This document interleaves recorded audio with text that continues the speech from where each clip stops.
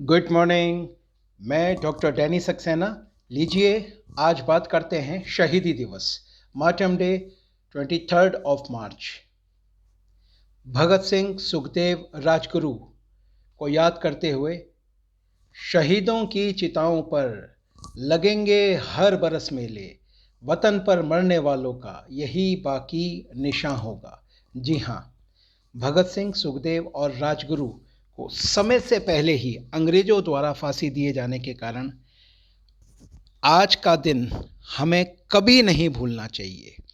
मैं बात करूंगा 1928 के उन दिनों की, जब एक संगठन जिसका नाम हिंदुस्तान रिपब्लिकन एसोसिएशन हुआ करता था, भगत सिंह जी ने उसका नाम हिंदुस्तान सोशलिस्ट रिपब्लिक एसोसिएशन कर दिया।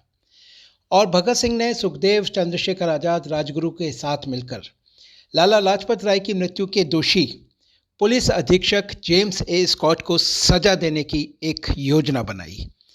उस योजना में वो कामयाब होने ही वाले थे, परंतु पहचान न होने के कारण कुछ ऐसा हो गया जिसकी कल्पना भी नहीं की जा सकती थी। मैं बात करना चाहूँगा उस पुलिस सहायक अधीक्षक की, जिसका नाम था जॉन पी सैंडर्स। 17 दिसंबर 1928 को जेम्स ए स्कॉट को गोली मारनी थी, जबकि उसकी जगह पर पहचान न होने के कारण जॉन पी सैंडर्स को गोली मार दी गई। उसके साथ उसका सहयोगी एक पुलिस कांस्टेबल चानन सिंह ने उनका पीछा किया, परंतु बाद में उसको भी गोली मार दी गई। 2 दिन तक पुलिस से छुपने के बाद भगवती चरण वोहरा जी की पत्नी दुर्गावती, जिनको सभी क्रांतिकारी दुर्गा भाभी के नाम से जानते हैं, उनकी मदद से वो लाहौर से बाहर निकल पाए।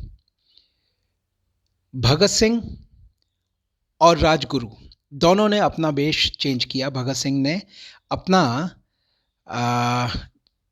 दाढ़ी कटवा ली, अपने बाल कटवा लिए और एक अंग्रेज के रूप में हैट पहनकर और इंग्लिश कॉस्ट्यूम पहनकर दुर्गा भाभी के साथ, उनके बच्चों के साथ ऐसे निकले जैसे उन्हीं का परिवार हो, और राजगुरु उनके नौकर के रूप में उनके साथ हो लिए। दोनों लखनऊ तक साथ रहे। लखनऊ में राजगुरु बनारस के लिए रवाना हो गए, जबकि शहीद भगत सिंह हावड़ा गए और कुछ दिनों वहाँ रहने के बाद दुर्गा भाभी जी के साथ वापस लाहौर आ गए। लाहौर में आने के बाद एक और बड़ी घटना जिसको भगत सिंह ने अंजाम दिया, और वो घटना थी एक सार्वजनिक सुरक्षा विधेयक और व्यापार विवाद अधिनियम का विरोध करने की। जी हाँ, सेंट्रल लेजिस्लेटिव असेंबली, केंद्रीय विधानसभा में एक सांकेतिक बम विस्फोट किया भगत सिंह ने।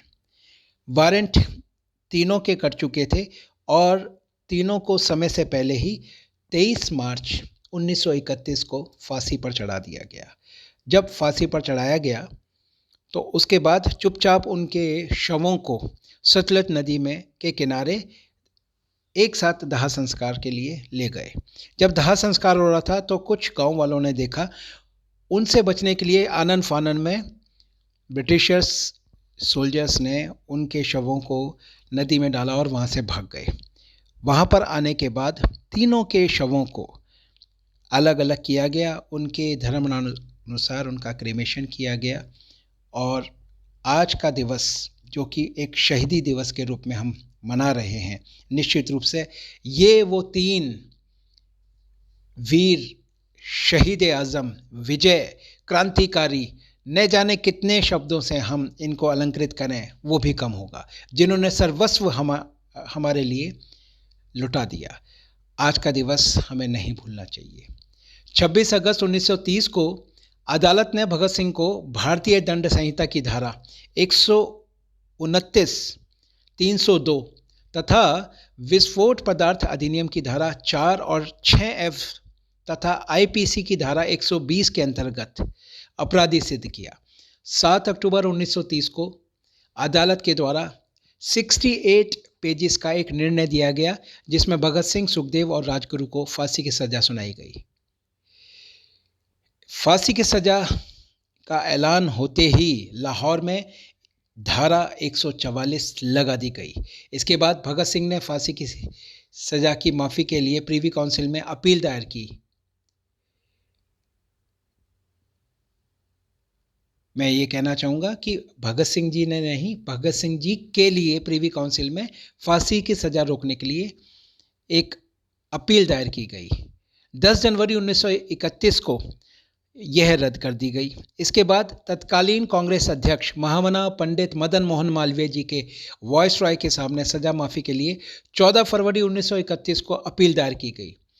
वह अपने विशेषाधिकार का प्रयोग करते हुए मानवता के आधार पर फांसी की सज़ा माफ़ कर दें ऐसा चाहते थे, परंतु नहीं हो पाया।